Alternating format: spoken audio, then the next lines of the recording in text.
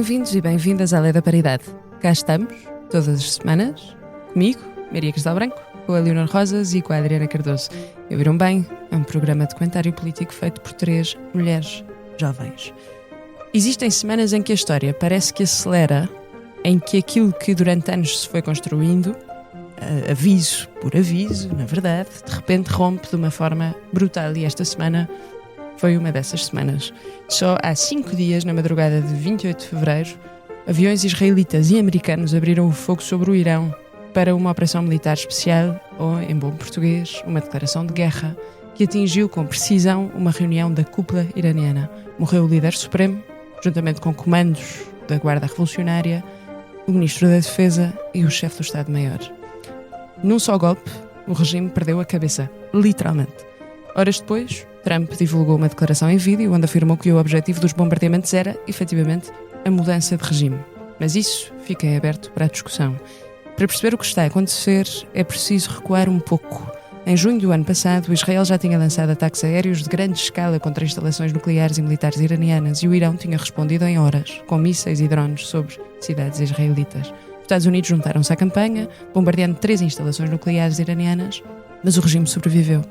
O programa nuclear sobreviveu, apesar de Trump ter dito que os ataques o tinham destruído. Pelo menos sobreviveu o suficiente para continuar a ser uma ameaça que é invocada. Depois disso, houve alguma diplomacia e durante este mês de fevereiro, os Estados Unidos e o Irão realizaram várias rondas de negociações nucleares indiretas em Genebra, mediadas pelo Oman.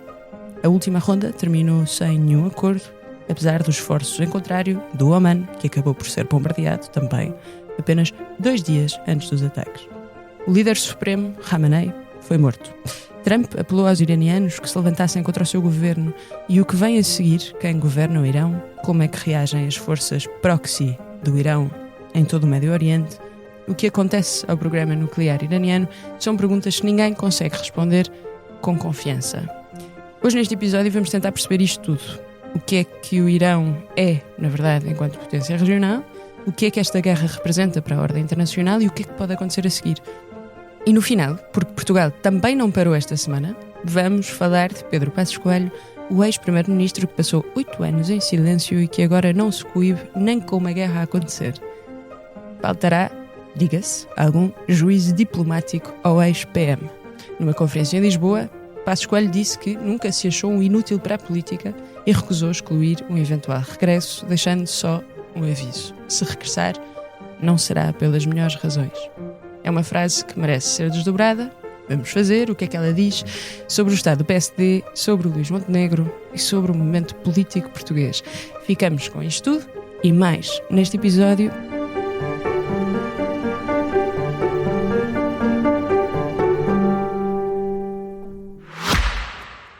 Olá, eu sou a Cátia Mateus e este é O Céu é o Limite, um podcast onde os líderes das empresas portuguesas conversam sobre o seu percurso profissional, os altos e baixos que enfrentaram ao longo do caminho, as ideias mais ousadas, mas também os erros e fracassos, sempre com uma boa dose de gargalhadas pelo caminho. Junte-se a mim nestas conversas, ouça O Céu é o Limite em expresso.pt ou na sua app de podcasts preferida e deixe-se inspirar.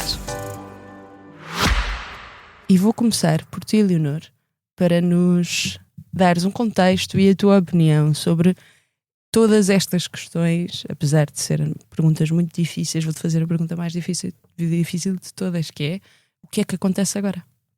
Bem, acho que o que é que acontece agora é uma enorme pergunta à qual eu naturalmente não tenho uma resposta, mas vou experimentar com alguma futurologia sobre este assunto. Mas gostava de começar e envolver estas ideias sobre o que eu tenho, do que poderá vir a acontecer, também em alguma contextualização deste assunto e também contextualização da intervenção norte-americana. Começar por dizer que o problema dos Estados Unidos não é nem nunca foi com ditaduras ou com o atropelo aos direitos humanos. O seu problema é, de regra geral, contra regimes que não alinham com os seus interesses geopolíticos ou que lhes negam o acesso a recursos energéticos, a matérias-primas importantes para a sua economia. E neste caso, acho que também é de acrescentar que um dos grandes problemas atuais de Trump e pelo qual ele está disposto a bombardear e atacar metade do mundo para o facto de que as pessoas esqueçam que ele é de facto um pedófilo que violou raparigas menores de idade na ilha do Epstein, como nós falámos num episódio recente. Tal como isto é muitas vezes mencionado, em comparação, Bill Clinton estava disposto a bombardear a Jugoslávia para que as pessoas esquecessem do escândalo dele com a Monica Lewinsky nos anos 90. Mas voltando para o Irão, eu acho que vale a pena olhar um bocadinho para trás, como disse a Maria, e só em alguns pontos breves dizer que a Revolução de 1979, que criou a atual República Islâmica, não foi um caminho óbvio e direto para uma teocracia como ela existe hoje em dia.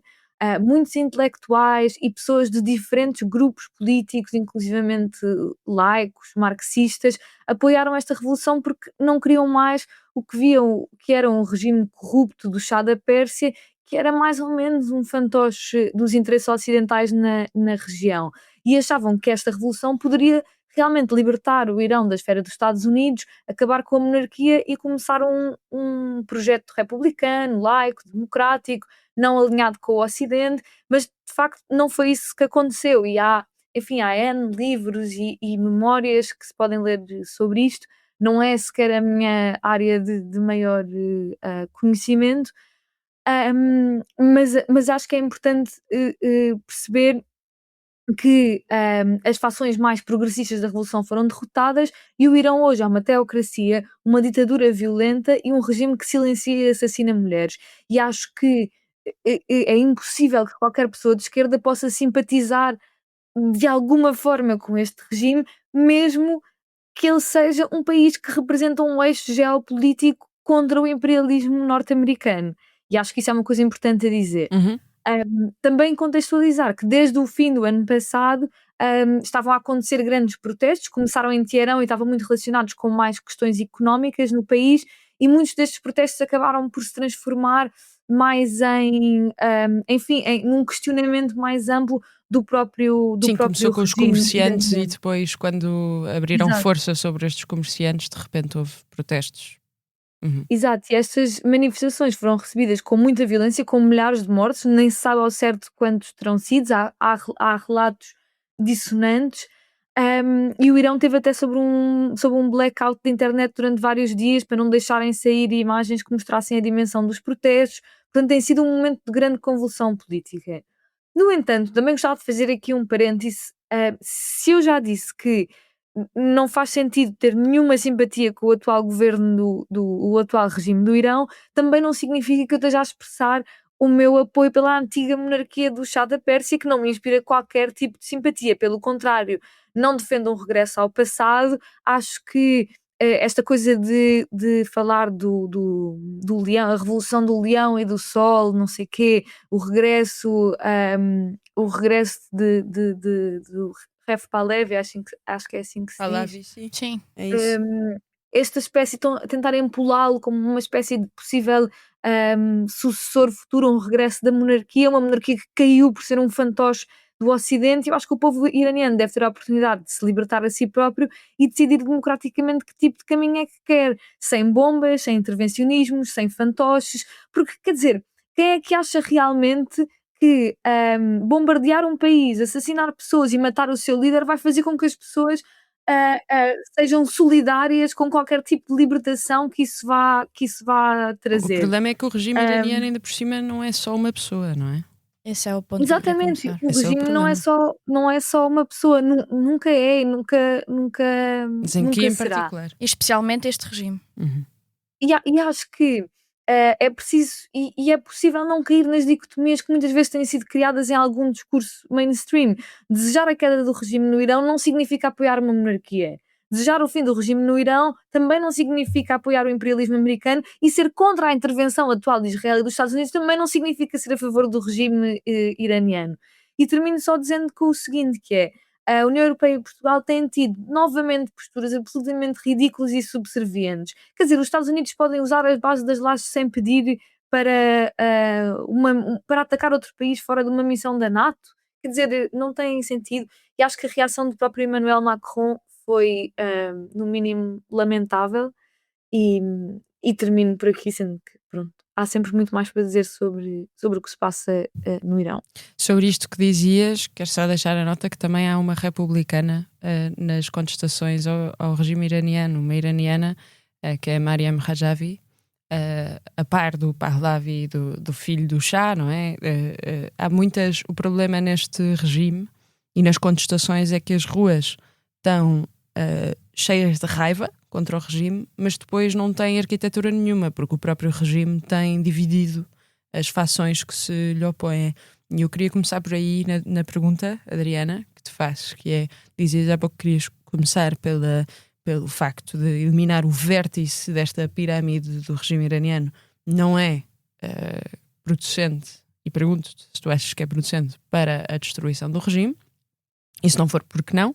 E depois, porque és a nossa expert na política imperialista americana, e aqui estou a fazer um pescar de olho à Leonor, porque é que Donald Trump, a Leonor dizia que isto acontecia por causa dos fecheiros Epstein, e eu pergunto-te se concordas, se é por isso que Donald Trump decide atacar agora, porque toda a gente já sabia que eventualmente ia haver um ataque, não sabia muito bem quando, achava-se que ia ser o taco, não é? Do Trump always chickens out, houve pessoas a achar isso, mas depois, na verdade, o Trump, como sempre, atacou num fim de semana, provavelmente por causa das bolsas, para as bolsas não caírem. Mas eu pergunto-te porquê é que isto aconteceu agora, porquê é que Donald Trump decidiu, se concordas com a Leonor, e o que é que vem a seguir do regime iraniano? Será que podemos, de facto, esperar uma mudança de regime? Eu vou começar por essa tua pergunta porque não é verdade que isto tenha acontecido nada. Eu quero relembrar que, de facto, nas manifestações há pouco, que ainda há pouco a Leonor falava,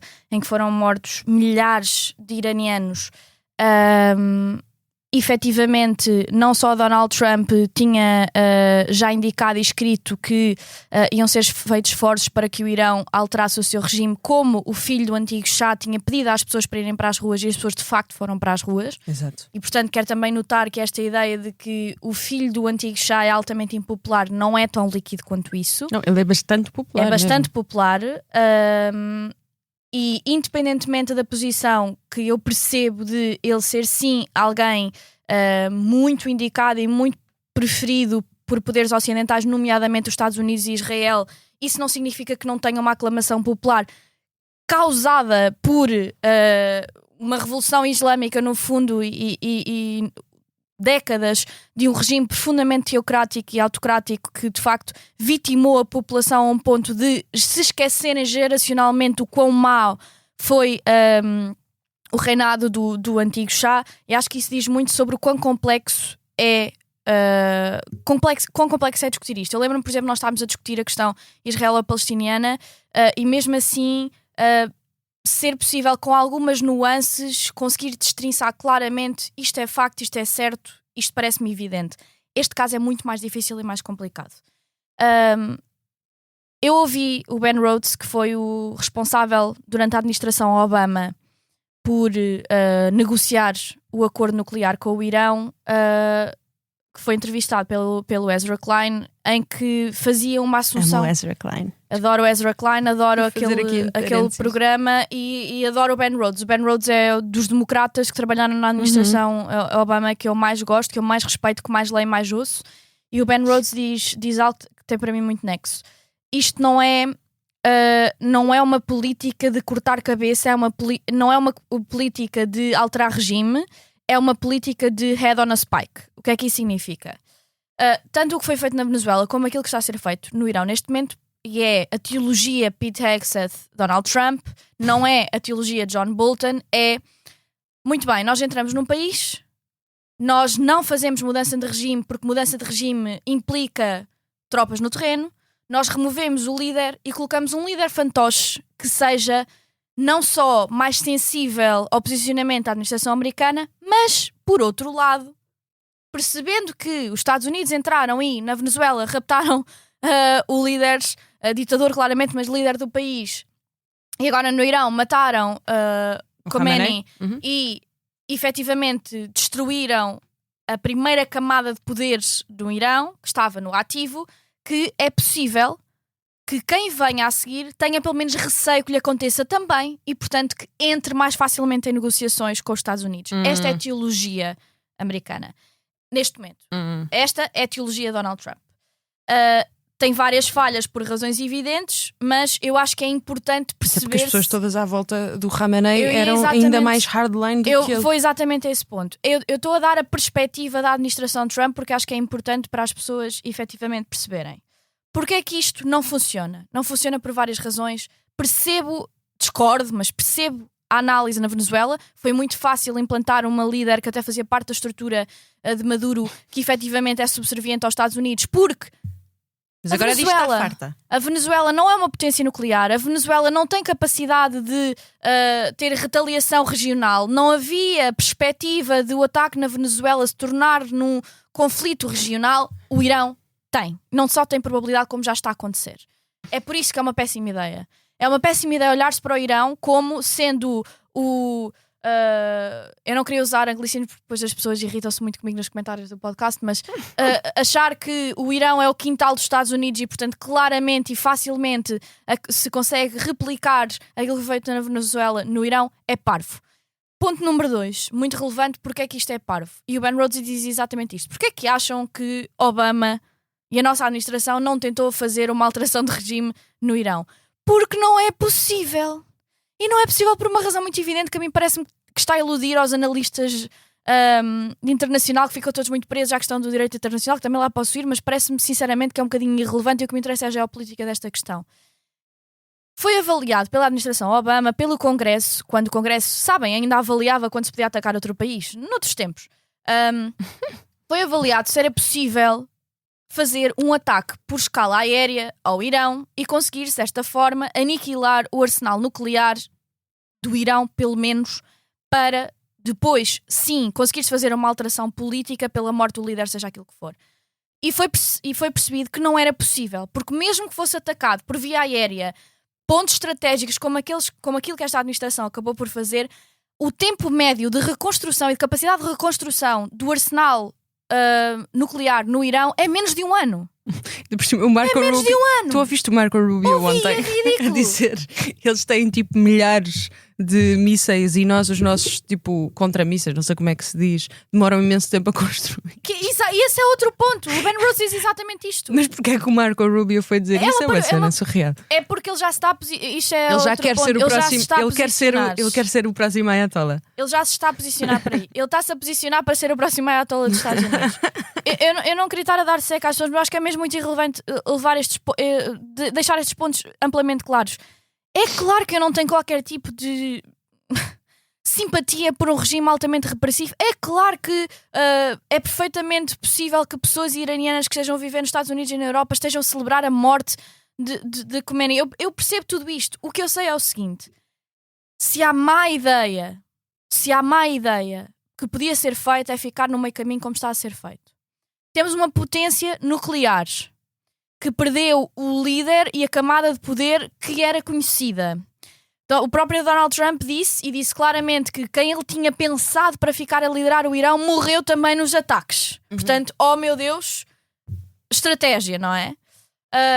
Deixar na mão de uma segunda camada de poderes deste regime teocrático iraniano um arsenal nuclear, sem termos uma civilização e sem termos população capaz de se revoltar por eles próprios contra um regime, e portanto sem capacidade de conseguirem internamente e de forma endógena alterar o regime, sendo que os Estados Unidos dizem claramente que não vão colocar tropas no Irão, é o pior dos cenários.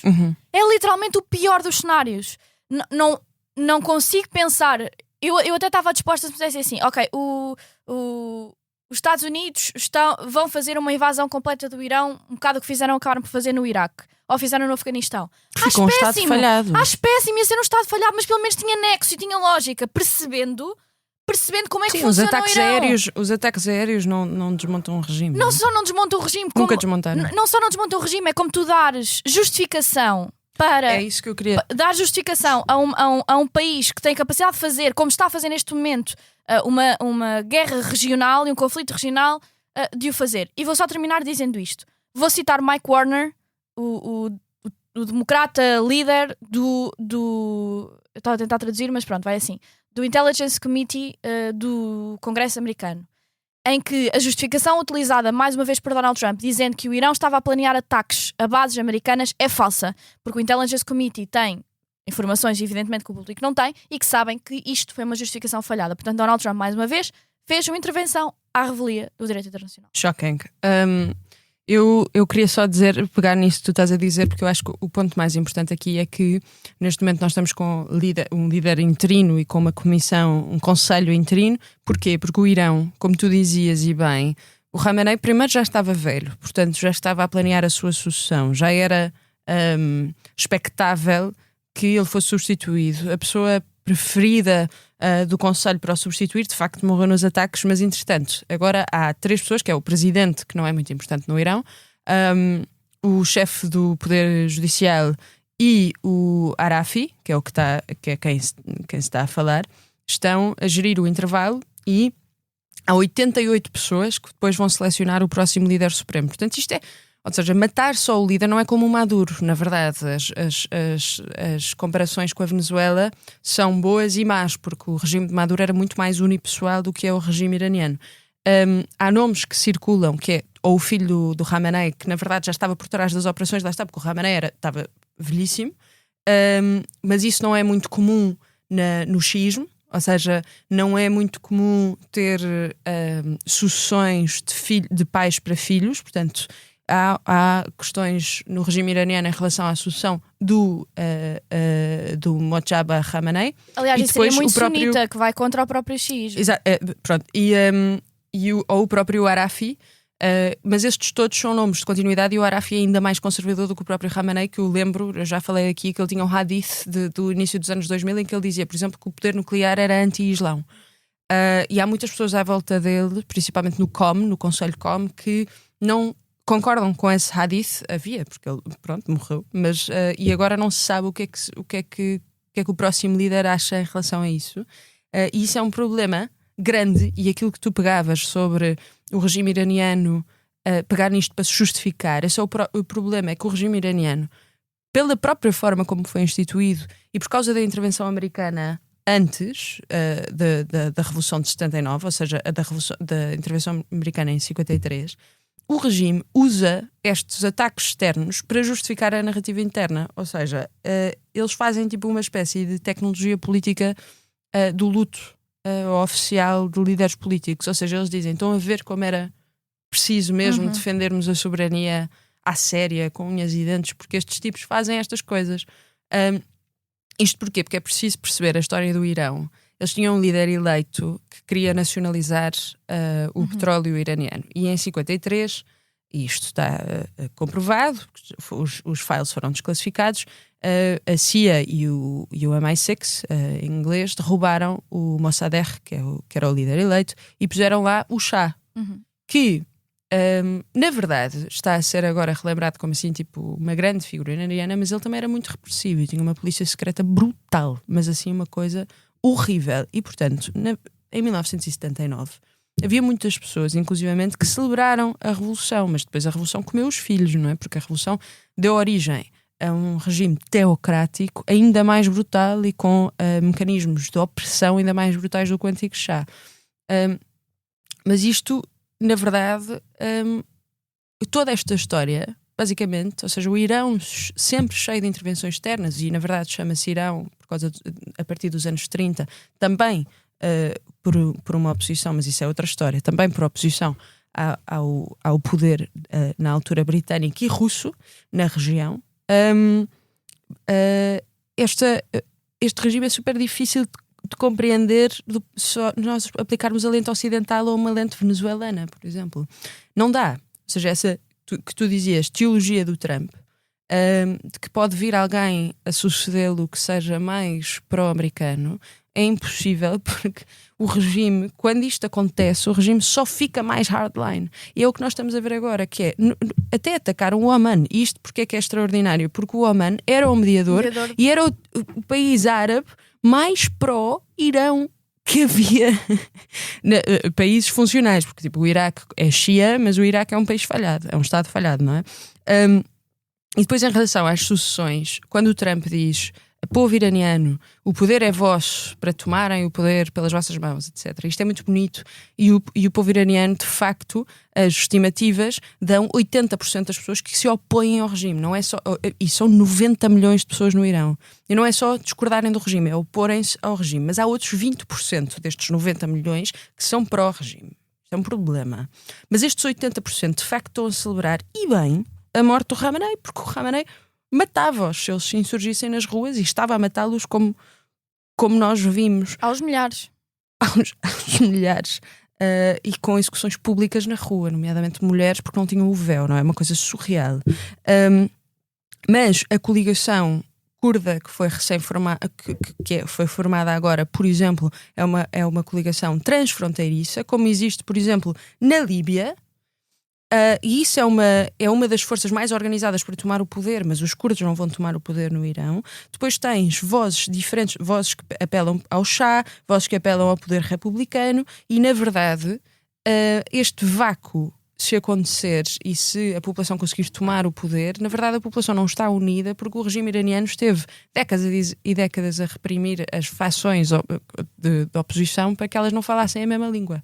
E, portanto, não há nenhuma facção unida o suficiente para conseguir derrubar o poder neste momento. E, portanto, aquilo, provavelmente, que aconteceu, eu escrevi sobre isto esta semana, é que, infelizmente, a morte do Khamenei, ou o assassinato do Khamenei, fez com que o regime se fortalecesse ainda mais internamente. Ou seja, as forças do regime internas e a opressão, eu espero que não seja verdade, e espero estar errada, mas eu temo que a opressão ao povo iraniano ainda seja pior. Mas nós temos que passar, porque estamos a ficar sem tempo, como é habitual, temos que passar para o outro tema do nosso episódio esta semana. Lá está, porque não houve sensibilidade diplomática nenhuma de Pedro Passos Coelho. E eu começo por ti, Adriana, para te perguntar: o que é que Pedro Passos Coelho quer? $1 million question. Mas eu acho que estas perguntas, na verdade, são até mais fáceis de prever e fazer futurologia do que o que é que vai acontecer no Irão. Mas o que é que Pedro Passos Coelho quer? Segundo, o que é que será de Luís Montenegro? 2. E terceiro, o que é que será do Chega? Eu quero dizer um conjunto de coisas que eu sinto que eu sei que foi-se descobrir uma estrela de comentário debaixo de todas as pedras nos últimos tempos, nomeadamente sobre a direita, porque aparentemente pessoas que uma vez foram almoçar ou apertaram a mão a Passos Coelho podem-se auto-intitular passistas, tipo que são discípulos. Tipo alguém que conheceu uma vez Jesus Cristo e o viu à distância pode dizer que era discípulo de Jesus Cristo. Eu acho isto bastante cómico. Os canais de televisão de e facto, o PC ser o JC. Exato, os canais de televisão Desculpa, piada. Os canais de televisão estão inundados com pessoas que acham que são passistas, mas conhecem absolutamente bola relativamente ao PSD. Primeiro ponto, e de forma muito rápida: Pedro Passos Coelho nunca iria fazer frente a Luís Montenegro eleitoralmente de forma esdrúxula. Enquanto Luís Montenegro for primeiro-ministro, não existir razão para ele cair e ele não estiver minimamente beliscado a nível seja interno ou externo para o país. Ou seja, isso quer dizer que... Quer dizer que Pedro Passos Coelho não vai irromper por dentro da política nacional e exigir umas diretas no PSD e roubar o poder. Mas ele meio que está a fazer isso, não é? Não está. Não é isso que Pedro Passos Coelho está a fazer. Então o que é que ele está a fazer? Ele está-se a preparar para a inevitabilidade do montenegrismo terminar nas próximas eleições, sejam estas quais forem e quando elas forem, e de saber... Então ele não acha que é daqui a 3 anos? Não sabe, está a preparar o terreno. Ele está a preparar de forma tão ostensiva? Sim, ele já estava a preparar antes, porque é que ele agora ele agora está a falar todos os dias e de forma muito... Pedro Passos Coelho tem uma particularidade que é não consegue não ser visto como o papá Sebastião e Ayatollah do PSD. E portanto, quando percebe que isso lhe está a fugir, ele depois tem estas vibes que lhe apetece. Eu gostava de relembrar às pessoas que quando Luís Montenegro estava numa posição em que não devia ser chateado minimamente publicamente, Pedro Passos Coelho escreve um artigo a dizer que o PSD tinha que ter uma posição sobre a eutanásia, que o facto de Luís Montenegro não querer fazer um referendo era uma traição à história do PSD e que o PSD de Luís Montenegro não era direito o suficiente. Eu vou-te fazer até uma pergunta provocatória, ou provocadora. Diz. Que é, Pedro Passos Coelho, tu não achas que Pedro Passos Coelho possa estar com o calendário em mente, sendo que o próximo congresso do PSD calha mais ou menos na discussão do Orçamento do Estado, Não, ou seja, acho que isso... está calendarizado para ir para outubro, novembro? Não, acho que isso é acho que literalmente isso é um êngodo, é um engano, e acho Porquê? que porque Pedro Passos Coelho nunca na vida vai ser o líder que vai usurpar o poder, porque não houve um orçamento de Estado que fosse aprovado na Assembleia da República por maioria. Pedro Passos Coelho é uma pessoa que não vai fazer isso sem ir a eleições. Pedro Passos Coelho não é uma pessoa que vai atropelar o montenegrismo sem o montenegrismo já ter caído.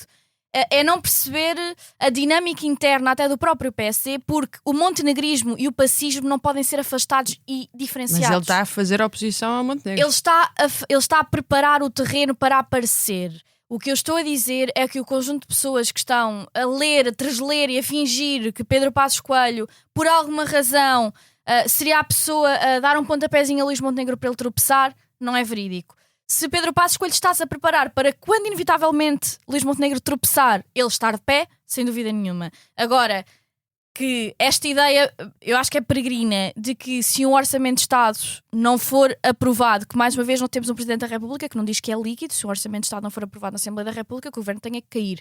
Portanto, ainda é outra camada muito, que acho que mais uma vez é um então não reach. achas que o Pedro Passos Coelho vai aparecer no Congresso do PSD nessa altura? Acho que Pedro Passos Coelho não vai tirar o tapete a Luís Montenegro nessa altura, sem dúvida nenhuma. E estou preparadíssima para ter esta discussão contigo depois nessa Então vamos nessa fazer uma altura. aposta, Está apostadíssimo. O que é que está apostado? Leonor, queres entrar? Tu ainda não fizeste a aposta. Não, parem Tu perdeste. com isto. Já Ela agora, achava que era o Adriana- Luís Marques Mendes que ia Adriana não ganhar. cumpriu. Exato, ainda não cumpriu. Exato, porque a segunda volta era Marcos Mendes Almirante e ainda não te vi no. Mesmo. Como é que se chama? No Olivier. Tu não nem estás- não nem estás- nos não sei Não qual. estás em Portugal, vocês disseram que iam comigo. Portanto, tens que voltar, Leonor. Ah, Não, nós não dissemos que queríamos contigo. Disseram. Não, eu acho que nós meio que dissemos. Queríamos contigo. Disseste que ias comigo ao Olivier, disseste. Hoje não sei qual, não é Eu preciso. nunca disse. Eu nunca ouvi essas palavras a saírem da minha boca. Pá, eu acho Eu vou poligrafem-me. contigo ao Olivier. Acho que eu Poligrafem-me. tenho que passar à Leonor e faço a mesma pergunta, que é tu achas que o líder sebastiânico da direita vai... É verdade, por acaso eu não sei se há... Quer dizer, o vosso este é o Francisco Louçã, está para vocês como o Pedro Passos Coelho está para a direita, ou não? Estou a fazer uma provocação. Não, é mesmo uma provocação. Acho que não. Olha que não. Então, mas como é que tu vês este possível regresso de Pedro Passos Coelho? Tu concordas com a Adriana e na futurologia que fazes? Achas que Pedro Passos Coelho não vai querer destronar o Luís Montenegro? Ou o que é que te parece? O que é que te está a cheirar? Eu não ponho as minhas mãos no fogo como a Adriana põe. Percebo o que é que ela está a dizer, no sentido em que acho que Passos Coelho se tem mostrado pronto para regressar à política. Havia aquela coisa de que ele não voltaria até, supostamente teria prometido à mulher que não voltaria à política até a filha ter 18 anos, e acho que entretanto por acaso ela já tem 18 anos. E claramente já apresentou programas sobre quais seriam as suas reformas para o país, num evento do Mais Liberdade, até acho que foi. Já se sendo livre para criticar abertamente escolhas do governo, coisas que acha que devia estar a fazer de uma forma ou de outra. Até já falou desta coisa do PSD poder governar com a IEL e com o Chega. Quer dizer, isto não são só tipo comentários construtivos que ele está a fazer ao governo de Luís Montenegro. Agora, não estou certa se ele vai de facto procurar um confronto direto com Luís Montenegro, ou seja, tirar o tapete, como dizia a Adriana. Também não estou certa que isso aconteça assim. Eu acho que é possível que Passos Coelho ache que este governo não vai durar, ou quer seja por uma incapacidade de fazer avançar no futuro orçamentos de Estado, quer seja por outros problemas com a lei e etc. que Aí acredito. todos à sua volta tenham. Ele pode eu acho que Passos Coelho pode saber de outras coisas, enfim, eu estou a dizer isto assim, não é? Pode saber que há circunstâncias que poderão levar a uma queda antecipada deste governo, em que ele não tem diretamente de tirar o tapete a Montenegro, e estar a preparar-se para aparecer como, lá está, isto é mais comum, como o Dom Sebastião da direita, não é? Quer vingar as eleições que perdeu há tipo 11 anos. Acho que foi roubado da sua oportunidade de ser primeiro-ministro sob circunstâncias em que não tinha de aplicar o programa da Troika, bem que eu acho que ele até gostou bastante de aplicar o programa da Claro, Troika. então e agora ia roubar um governo a um líder eleito do PSD? Tenho muitas dúvidas, sinceramente. Assim, eu não quero pôr as minhas mãos no fogo pelo Passos Coelho, não, tipo. Mas eu acho que é possível que simplesmente ele se esteja a preparar para a eventualidade não assim tão remota nem absurda de Montenegro cair por uma destas duas razões que eu estava a dizer. Agora, e só para terminar, porque também acho que não tenho assim tanto para acrescentar a esta ronda, até porque é um bocadinho especulativa, eu acho que é preciso lembrarmos Um que. bocadinho só. Exato. Que Passos Coelho é uma pessoa, e se calhar há pessoas que nos estão a ouvir que na altura já não se lembram, mas que tem um legado, quer dizer, tem um legado de uma governação hum, horrível, para não dizer outras coisas. Uma governação com cortes brutais nos salários, nas pensões, subsídio de Natal, de férias, aumento de horas de trabalho semanal, mudanças no Código de Trabalho que ainda não foram revertidas e super danosas para quem trabalha, enfim, despedimentos em massa na função pública, toda esta ideia de que o Estado era preciso cortar as gorduras do Estado, que foi tão prejudicial para o país, mas acho que agora, acrescentando a isso, Passos Coelho nos últimos anos tem vindo também Está a mostrar amargurado. para além de estar amargurado, Que não é? está mesmo. Está sofrida. Juliana está desmaiada. Juliana está sofrida. Juliana está a ver o ex a casar com a gaja com quem ele disse para não se preocupar. Literal. Além disso, de estar sofrida, vem com toda uma retórica que eu acho que, eu não sei se ele tinha na altura em que já devia ter, mas acho que foi muito acentuada nos últimos anos, anti-imigração, xenófoba, racista, e acho que quer dizer, tudo isto é muito perigoso e são nuvens perigosas que se aproximam de nós. Eu quero discordar da excelentíssima Adriana Cardoso. Vamos colocar aqui uma grande Eu vou fazer uma aposta e vou fazer uma psicanálise barata de vão de escada, está bem? Porque se vocês olharem para Pedro Passos Coelho e para o percurso político do dito cujo, desculpem, isto foi super insultuoso, não era mesmo, era só para ter piada e de repente soou insultuoso. Eu não gosto de Pedro Passos Coelho, mas também não quero insultar. Mas eu posso insultar, é na boa. Pedro Passos Coelho, toda a vida dele é feita, toda a carreira política que começa muito cedo, na adolescência ainda, é feita para ser primeiro-ministro. O percurso dele no PSD é para ser primeiro-ministro. Eu não acho que seja pura e simplesmente pela sede de poder, é porque eu acho que ele tem mesmo uma ideia de reforma para o país, muito etc. Margaret Thatcher. Pronto. E quando ele finalmente consegue, imaginem-se nisto, quer dizer, estão 20 anos a tentar e de repente quando finalmente chegam lá, o Sócrates lixou-vos o plano, porque deixou o país numa bancarrota, assinou o acordo com a Troika e Pedro Passos Coelho, sendo Pedro Passos Coelho, também foi para além da Troika, mas teve que governar o país numa situação que eu acho que ninguém quereria. Isto não é para dizer coitadinho, é factual. E depois a seguir, e eu acho que o problema é que está aqui, depois a seguir ganha as eleições, que as pessoas esquecem-se, em 2015 ele ganhou e é destornado. É trágico. É trágico. Ele tem um governo de 1 mês e tal. É horrível. E eu percebo porque é que ele fica amargurado.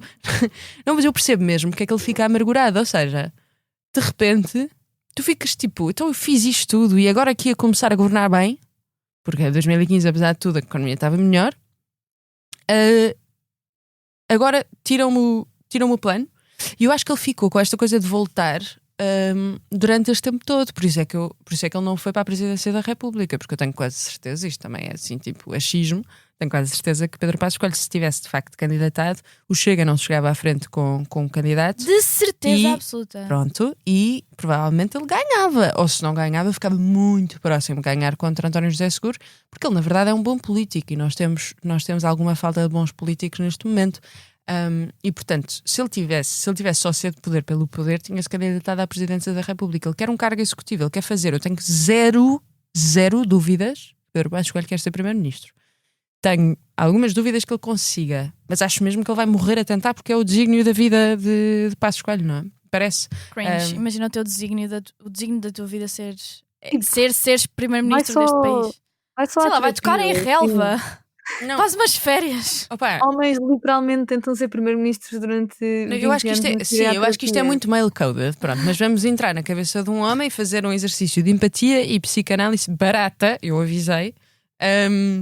Também não gosto do Freud, portanto está tudo bem, mas imaginem isto e de repente, quando vocês acham que finalmente está mesmo lá, que é quando o Costa tem a maioria absoluta e depois já não se vai poder candidatar mais e o Montenegro está a cair de podre no PSD, o Costa cai numa maioria absoluta.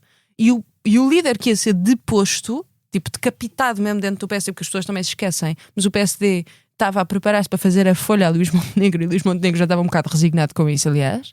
Quando isso está a acontecer e finalmente há um sítio para o Passos Coelho se pôr,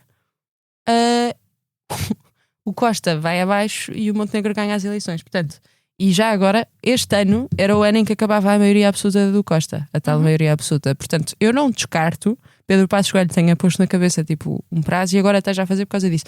Eu acho que neste momento Pedro Passos Coelho está com tudo, porque está a perceber que vai perder o tempo. Portanto, acho mesmo que ele está com tudo e acho que ele está a agitar as águas para ver se vem peixes ao de cima, tipo, Lá está. Pronto, tipo rancho. Sim, mas não é ele, ou seja, o que eu estou a Para dizer ver as rãs que vêm e depois tipo meio que ver.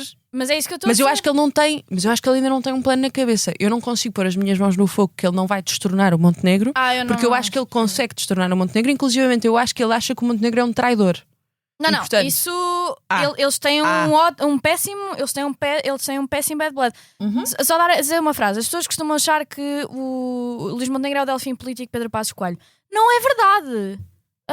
O Luís Montenegro é o Delfim político Luís Marques Mendes e depois de Menezes. Nunca foi Delfim político Pedro Passos Coelho. Sim, mas Luís Montenegro também, já agora, foi o líder parlamentar, porque isto Porque era não literalmente havia melhor, daqui a 10 literalmente. anos o que Soares ser presidente do PSD e ser primeiro-ministro e o Montenegro voltar tipo vendetta. Estás a ver? Porque o Luís Montenegro era o que Soares do Passos Coelho. Havia muita gente a fazer movimentações, o que Soares era um deles. Eles tornaram-se, o PSD é muito assim, eles tornaram-se montenegristas não por convicção, mas por Claro, necessidade. óbvio. Mas há eles são todos passistas. O PSD é hiper autofágico. Há pessoas no PSD que têm alguma convicção, não é? Pronto. Tipo, a maior parte acreditam em si próprios. Nós temos que avançar. Eu podia estar aqui horas, mas eu sim. tenho que ser um bocado marxista das horas. E não é stalinista. Olha, mais. ontem eu estava a falar com uma amiga minha que disse que ouve o nosso podcast desde o início e que vocês de facto estão a ficar mais de esquerda graças a mim. Just saying. Pá, sabes, whatever makes you sleep at night. Exatamente. O que te fizer dormir à noite, para mim está tudo bem. Por favor, As vossas posições obrigada pela políticas tradução. Não me tiram o sono, mas Leonor. fico feliz. Leonor Rosas, qual é a tua recomendação? Ok, estás a calar-me com a minha Tem que ser. recomendação. Estou a calar-te, estou a usar os teus poderes contra ti. É verdade, olha, esperto. Tipo Pokémon. Vou fazer uma recomendação que na verdade é também pronto, um convite, é uma recomendação especial. Normalmente, muitas vezes aqui no programa recomendo um livro, mas desta vez vou recomendar uma livraria. Muito bem. E até porque estamos na semana do Dia da Mulher, gostava de recomendar uma livraria que é a Salta de Books, em Lisboa, na zona de Santos, que é uma livraria independente e cuja dona, para além de ser minha amiga, é uma mulher da nossa idade e é uma pessoa muito incrível e tem uma seleção muito especial de livros, especialmente de obras de ficção mais recentes, e este domingo vai ter lá alguns livros que foram escolhidos por mim a propósito do Dia da Mulher e como elas lá na Salta têm vendem uma tote bag que diz comprem livros a uma livraria e não a um bilionário, e eu gosto muito dessa ideia, comprem livros a uma livraria. Adriana, Eu vou fazer uma anti-recomendação muito rápida, por favor, ser telegráfica. muito telegráfica. Recomendo que não vejam o Sinners. É dos piores filmes que eu já vi nos últimos tempos. O quê? É horroroso. Não dá tempo para É discutirem. horrível. Não vejam esta cena pseudo-intelectual de fazer tipo uma metáfora relativamente ao racismo americano e à memória. Tipo, acho que é só cringe, desculpem. É mesmo muito mau o filme. E podemos discutir isto no próximo Fica episódio. para o próximo episódio a mais discordância. Eu vou fazer duas recomendações e uma delas é das três. A minha recomendação vai para um livro que eu comprei agora e comecei a ler, recomendado por uma querida amiga, que o livro da Rachel Cusk, que eu já tinha lido o outline, e este chama-se Second Place, que é um bocadinho mais emocionalmente próximo do que o outline. Acho que achei o outline um bocado distante e estou a gostar da escrita dela. E depois a última recomendação, que é das 3, é que vão ver-nos Lei da Paridade, dia 7 de março, na celebração da Lei da Mulher no CAM da Gulbenkian, no Centro de Arte Moderna, a partir das 3, mas depois há DJ 7.